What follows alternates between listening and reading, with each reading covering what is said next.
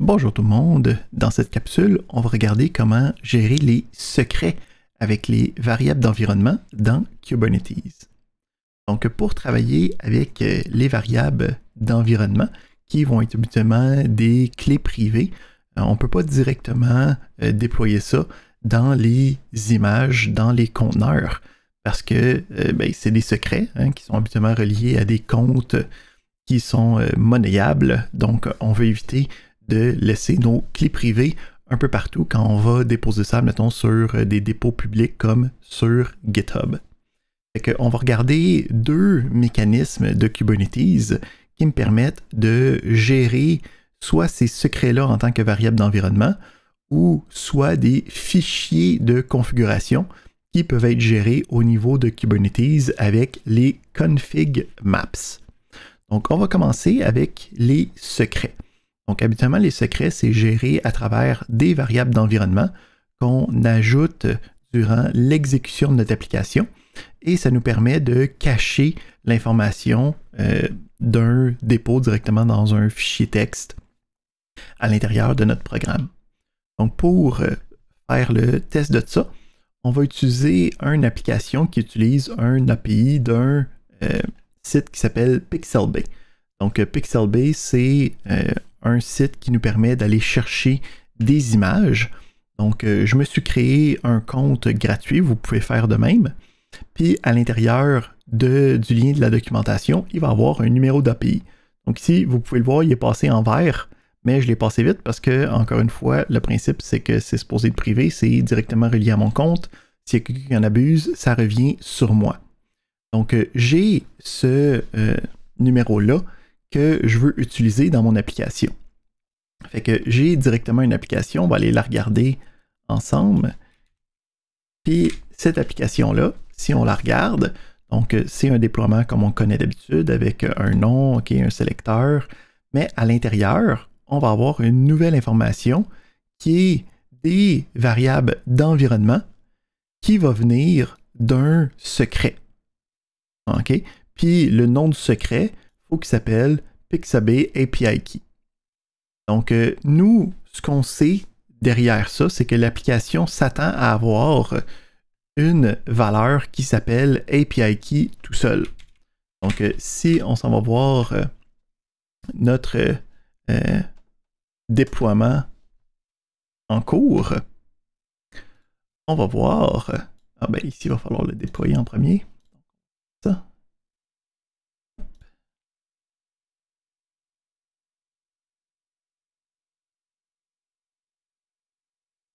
Donc, on fait le déploiement. Puis, avec ce déploiement-là, si on s'en va voir les configurations, donc ici, j'utilise notre application Lens qui nous permet d'avoir facilement les logs de nos différents outils. Donc, on peut aller voir dans les pods. Je peux voir ici, j'ai un problème où, en ce moment, je peux voir que j'ai le secret Pixelbay API Key Not Found. Donc, ça va être à nous de rajouter ce secret-là. Donc, comment est-ce que je fais pour rajouter ce secret-là? On va avoir un fichier secret qui va avoir, donc, dans les données, le nom de la variable d'environnement. Donc, ici, on sait d'avance, l'application a été faite pour avoir une variable d'environnement qui s'appelle API Key. Donc, il faut avoir conscience de ça dans notre application. Puis après ça, on a besoin d'avoir la variable sous base 64. OK, donc ici, c'est important, c'est pas directement la chaîne de caractères. Si vous êtes sur un système basé sur Unix, vous pouvez faire une exécution de base 64. Donc, admettons que je voudrais que ça soit géré, je peux le transformer en base 64 puis avoir le résultat de ça ici. Donc, j'ai le API Key qui est ici. Donc, je l'ai transformé en base 64. On l'a coupé ici. Puis avec ça, on va pouvoir l'appliquer sur notre déploiement, sur notre cluster. Puis il devrait automatiquement être détecté. Puis être capable de voir l'option de notre application. Fait qu'on va appliquer.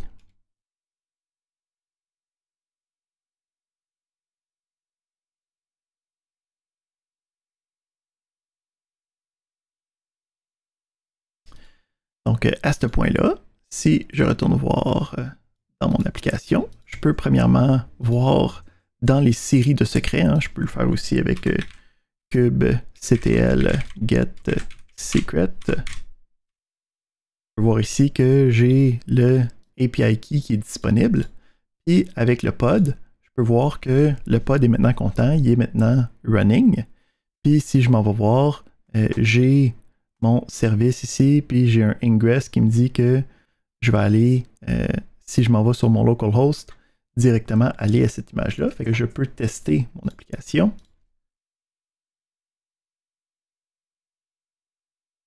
Et ça me permet de voir une image qui a été téléchargée puis qui est affichée à travers l'utilisation de l'API de Pixabay. OK? Donc, tout va bien. J'ai réussi à faire afficher mon secret. Là, par contre, mon secret est juste en base 64. Là. OK? Il n'est pas encrypté, là. Il est juste encodé. Donc, tu peux revenir en arrière, tu peux voir c'est quoi mon secret. Ici, il est juste coupé, fait qu'on n'a pas ce principe-là. Mais si on veut en avoir un qui est vraiment secure, on peut l'encrypter avec une application qui s'appelle Sealed Secrets. Donc, Sealed Secrets, c'est une application qui travaille sur notre cluster Kubernetes.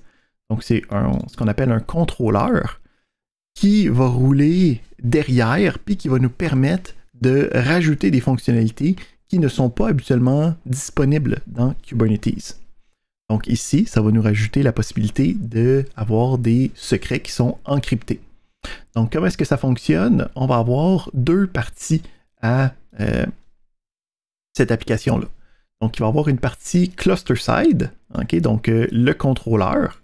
Donc pour être capable de faire ça, il faut installer l'application. Donc on a directement, puisque c'est juste un outil dans Kubernetes, on peut directement aller chercher un apply. Donc si on va voir ça ressemble à quoi le controller, juste pour se donner une idée. On devrait l'avoir quelque part ici. Fait que ce qu'on peut voir ici, c'est que premièrement, on peut voir que c'est plusieurs éléments, OK, de différents fichiers qui est contenu en un seul. Puis un autre élément qui est important, c'est on peut voir que c'est dans le namespace de Kube System. C'est pas dans le default namespace. Donc ça va juste être caché derrière avec le restant.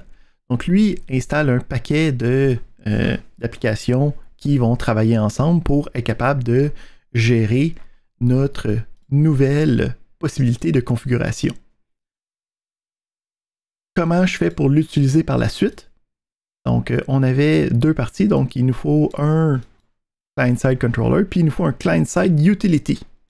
Donc on va utiliser une application qui s'appelle KubeSeal, qui va me permettre de transformer mes fichiers de secret en fichiers encryptés. Fait que comment est-ce que ça va fonctionner avec ça? On peut aller le chercher, OK, dans les releases.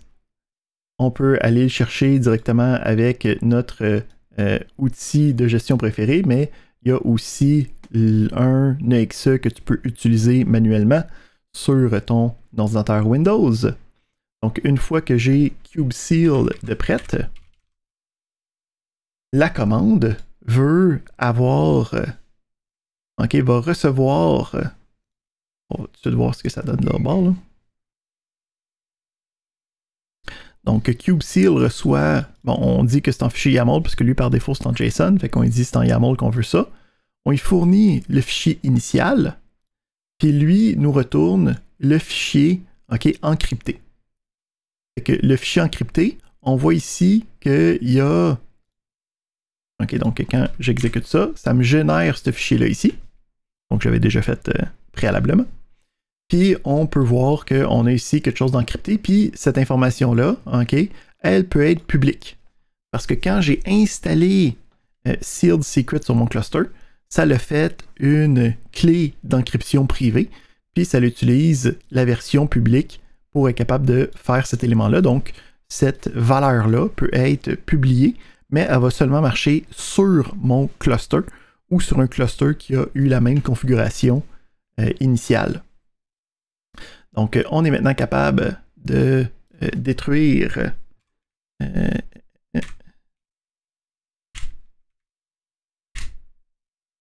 notre ancien secret.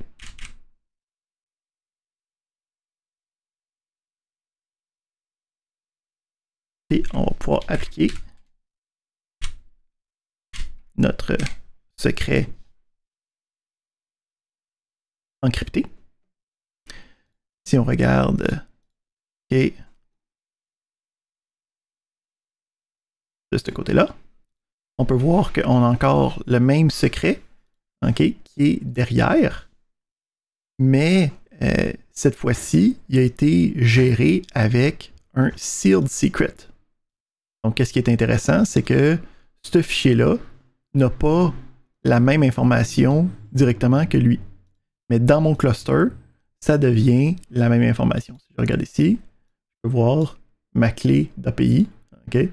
C'est la même que mon ancienne parce qu'elle a été décryptée pour être utilisée. Donc, ça fait en sorte que le pod peut continuer à travailler comme il faut. Je vois qu'on a quand même vu ma clé. Il faudra que je délite mon compte après la vidéo, mais le principe reste le même. Ce fichier-là, tu peux le déposer sur GitHub sans problème. Tu peux le partager. C'est pas une divulgation d'un secret. Alright. Fait que deuxième type de fichier qu'on peut utiliser pour faire la gestion de la configuration sur Kubernetes, c'est les config maps. Donc, contrairement au secret qui va être juste une variable d'environnement habituellement, les config maps vont prendre l'apparence d'un fichier à l'intérieur d'une image. Fait qu'il va y avoir ici le concept de volume qui rentre en jeu aussi. Donc, on va utiliser les config maps pour avoir un fichier qui va exister quelque part, puis qui va avoir à l'intérieur un contenu quelconque. Donc, c'est un peu comme si on était capable d'avoir un fichier qu'on définit dans la configuration de Kubernetes, puis qui va être appliqué dans notre image, dans notre conteneur, dans notre pod. Donc, le config map ressemble à ça ici. Donc, un config map, on lui donne un nom. À l'intérieur, on a un data. On donne un nom de fichier. Puis, à l'intérieur, on met les informations qu'on voudrait avoir dans ce fichier-là. Donc, une fois que le config map est fait, tu peux l'ajouter en tant que volume à l'intérieur. Donc, ça va être intéressant d'être capable de présenter des informations à l'intérieur d'un pod, comme si c'était un volume, mais ce n'est pas tiré d'un fichier local, ça va être tiré d'une configuration qu'on va avoir appliquée sur notre cluster. Ça ici, ça fait le tour de qu'est-ce qu'on voulait voir avec les configurations d'applications dans Kubernetes.